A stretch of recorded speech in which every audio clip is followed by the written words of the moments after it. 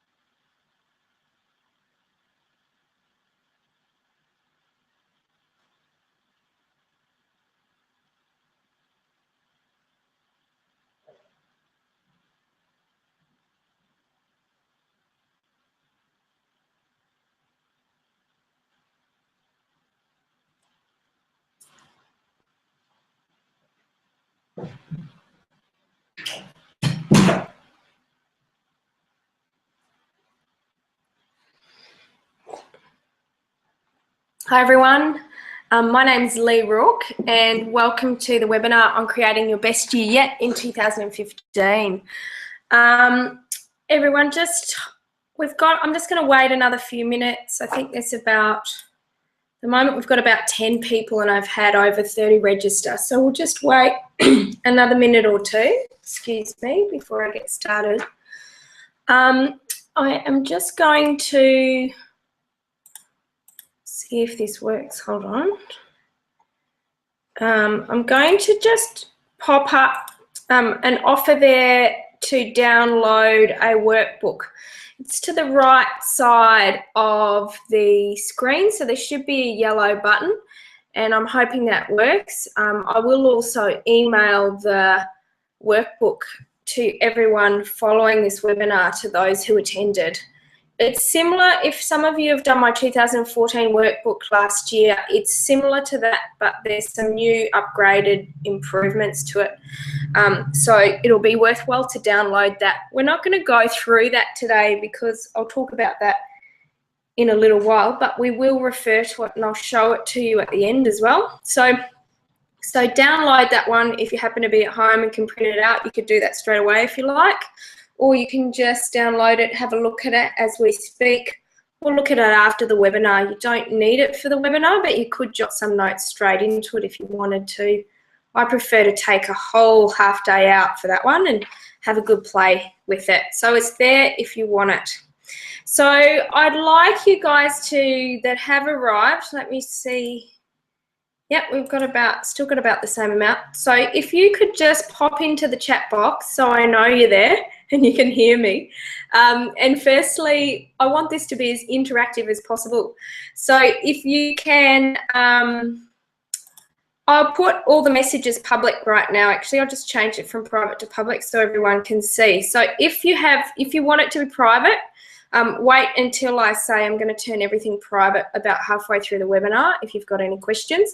So if you can pop up there what you'd like to get out of today's webinar, that'd be great. Enables me to tailor it a little bit to your needs and looking at what you would like to get out of it. So if you can let me know you're there first, that'd be great.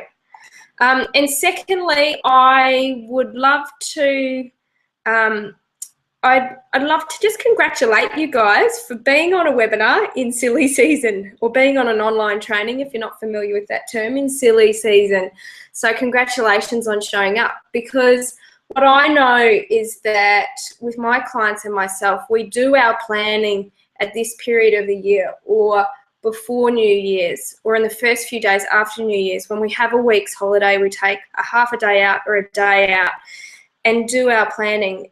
And it gives us that step ahead. Quite often I speak to business owners who only start to think about their planning in February. And by that time, the momentum takes a while to get building. So, yeah, wonderful. So thanks for saying hi, Bronwyn, Matt, Dave, Peter, Joe. Great to have you all here. So I'm going to launch in a second. So firstly, get your water, get your pen, get your paper. I think that offer should be there. Pop in, let me check. Yep. So on the side, you should see a download button. If you can't see that, let me know. I can't see what you're saying. You can only see what I'm saying, and I've never tried that pop in button before, so it'll be fun to see if it works. So this webinar is on making 2015 your best year yet. So why do we do this? Why do we bother to plan? Well, everyone knows that whole adage of, you know, if you don't plan, you plan to fail. But let's take that a little bit deeper and look at why we're going to look at what we're going to look at. So to me, it starts with a plan, because without a plan, we can't conceive it. And if we can't conceive it, then we can't work on whether we can believe we can achieve it to then actually take the action steps.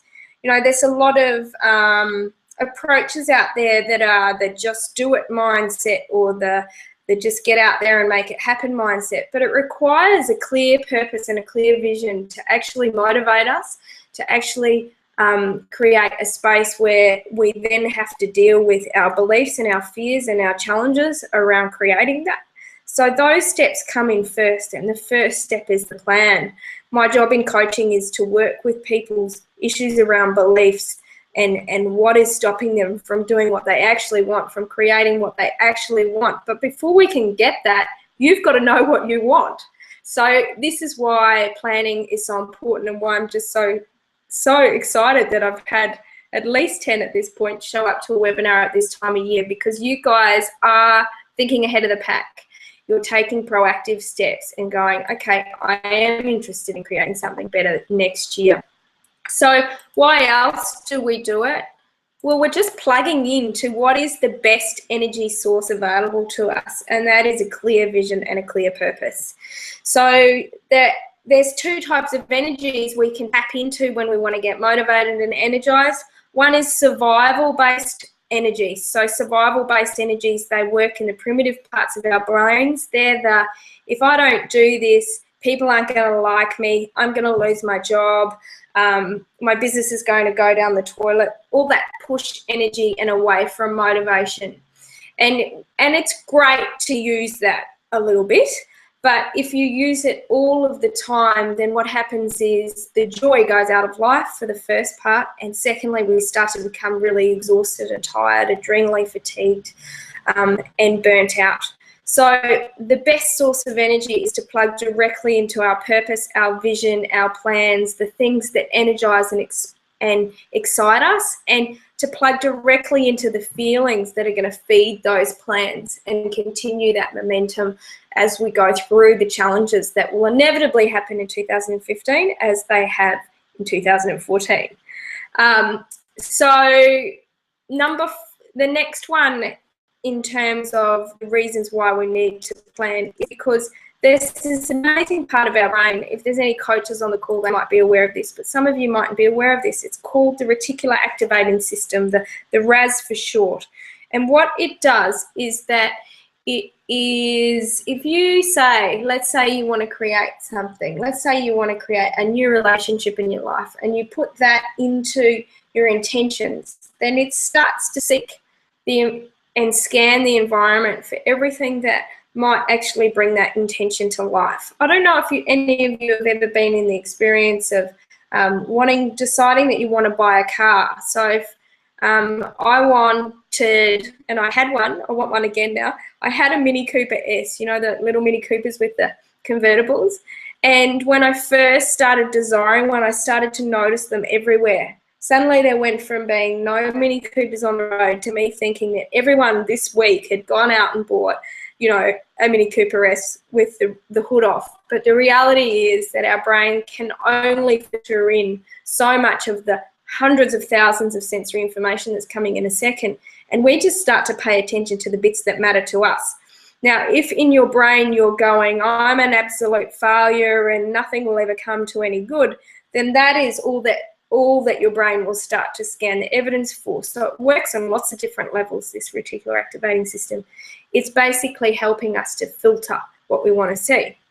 So if you're going, it works exactly like the GPS in the car. You put in the destination. The destination might be for you this year that you want to be contented and happy. It might be that you want to really kick some goals in your business or have a promotion. Whatever the destination is, you put that into your reticular activating system and your brain will start to pay attention to the things that actually help you get there. And not only that, in my experience, that other parts of your brains will start throwing up all the obstacles that are within you for you to deal with and clear and get out of the way. And that's where the coaching process gets so interesting, because once people start to set powerful visions for themselves, then everything that will get in the way of that starts to come up and become evident, if that makes sense. So these are the reasons why we're here, and this is the reasons why you guys are rare and ahead of the pack, because you're hitting the ground running by even being here. So let's go into the content a little bit. But before we do that, I just wanted to spend a moment where you guys just have a think about wrapping up your year. So wrapping up what you did in 2014, what you'd like to achieve in 2015. So to do that, oh sorry, my screen's gone all funny. To do that, I just want you to take a moment with your pen and paper, and on a piece of paper you might flip it to the side, and you might put on the left-hand column things that will lead with didn't go well. I find people really are very good at tuning into what didn't go well in a year. So let's do a column on things that didn't go well. The center column do the things that went really well in 2014. And in the third column, we're going to put the things I learnt. So we're just going to start with that. So I'm going to let you guys just have 3 minutes to do that, jotting them down really quickly. You can finish these at the end of the online training. The things that you did, you found challenging, it didn't go well. The things that you did do well or went really well for you in 2014, and the stuff that you've learned.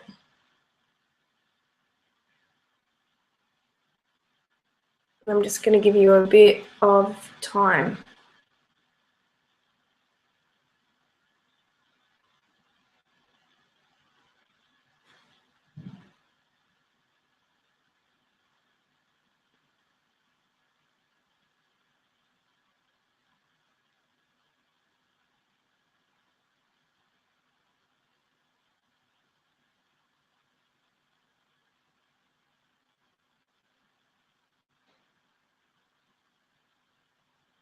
So maybe you're getting some broad themes, like the things that went really well was work, performance. The things that didn't go so well might be your relationships or maybe your health, and the things that you learnt this year was that to make it sustainable, you have to schedule some time. Whatever it is, let's just kind of get 1 or 2 key things that you've learnt and that you're wrapping up.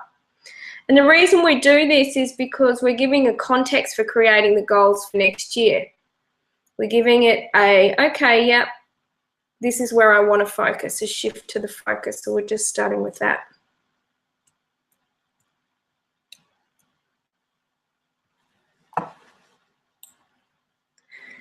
So I'm just going to leave that there for at the moment, and then we're just going to go back to the reasons why so many goals don't work. I'm not going to spend long on this, but I just want you to imagine that You are the captain of your ship. And to get from one destination to the other, you actually need you. You need the captain. You need somebody to be directing the way. You need a rudder. You need to be able to change direction.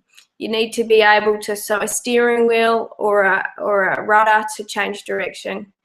You need a direction in the first place. So you need to have some idea of where you're heading. And you need some way of navigating or measuring whether you're on track or you're off track. And what I find is that people will set goals in isolation from what their purpose is, what their values are, and what their visions are. You know, the navigation system you might equate that to your values. If you go off your values and you're going off track with alignment with who you are, then the goals won't actually work because you start to have a conflict about the achievement of them. If they're unaligned with your purpose, what you actually really want to achieve as a soul in this life or just even for this year, then your goals aren't actually matching and energizing you. And if they're not aligned with your vision, how you'd like your lifestyle to be, for instance, a good example of this is that one of my clients told me all the goals that they wanted to achieve in their business this year. And then I just went, okay, yep, so how would you like your lifestyle to be? And then they started telling me about a lifestyle that they wanted to create. They wanted to spend more time with their kids. They wanted to have more time with holidays and off. But the business goals they were saying in terms of number of clients and number of face-to-face time that would be required weren't matching the lifestyle. So the business model actually needed to change. We changed the business model. But if we hadn't have aligned that with actually what they wanted, the vision for their lifestyle, the vision and the values that they had around family, then we then had a goal that they would be mindlessly aiming for that didn't actually give them what they wanted. So the third one is a lack of commitment to the goals, and there's lots of reasons for that. We're not going to go so in depth for that. But a lack of commitment can be caused by a lack of engagement or connection to your purpose, values, and vision. And that's why in this planning workshop and in planning workshops I run, and I usually run this event as a half day or a full day for my clients, but I thought I'm just going to try and jam it into a webinar so people can get the benefit, because my clients get so much benefit out of that. So a lack of commitment is a reason why goals don't work. It's not connected to the feeling. And what I mean by this, and this is where all SMART goals, can I just say, they just don't work, they're wrong. And the reason why they're wrong is because they aren't actually tapping the person into what energizes them, and what energizes you is a feeling. If, let's say that Bronwyn wants a Porsche, who's on the call, and Peter wants a Porsche. Well, the reason why Bronwyn wants a Porsche will be different from Peter's. And if I ask Peter, you know, what would you get from having a Porsche? He'd start to say, oh, I'd get to feel whatever he wants to feel. So maybe he'd get to feel like just the thrill and excitement of going fast. And then I say, well, if you had the thrill of excitement of going fast, what would you feel? You'd feel like, you know, my life has had much more variety and excitement. And so we keep going till we get to what is the core feeling that somebody wants to feel. Because you don't want the Porsche for the Porsche, you want the Porsche for the feeling. Now, that doesn't mean desiring the Porsche is wrong, but if you're aware of the feeling you want to create, you can start to create that feeling in lots of different areas of your life right now, to have that feeling right now before you have the Porsche. And it will also, having that feeling right now, ironically, will also motivate you more and energize you more, so that you might do the things that would then create the funds to get the Porsche. So the reason why goals don't work traditionally is they're not connected to feeling. The last one is the identity shift. So identity shift, Matt's put a question around that. Identity shift is, let's say that I am looking to grow my small business. One of my clients is looking to grow their small business into the next business model. So they want to franchise and create a different business model. They're not entirely sure about that. So it would mean that they go from being a small business owner to a director of a company. and the company being where the product is, that they have a much less personal relationship to that. In making that shift, in even being willing to go down that track, there needs to be a shift in identity from I'm the kind of person that is just a one-to-one person that services my clients to I am a CEO of a company. And when we do that, there's a whole new set of beliefs and a whole new set of ways of operating in the world that come with that.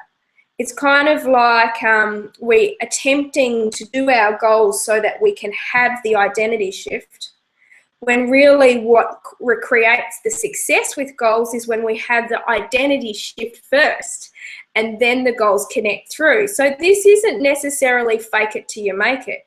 It's just, who am I as a leader? For instance, when I became a leadership coach, I was like, well, what do I need to believe to be a leadership coach? Who do I need to, how do I need to speak? How do I need to operate? What kind of clothes will I wear as a leadership coach? And I started to shift into that identity before I even rebranded. And that is why I could successfully make that transition. If I hadn't had an identity shift,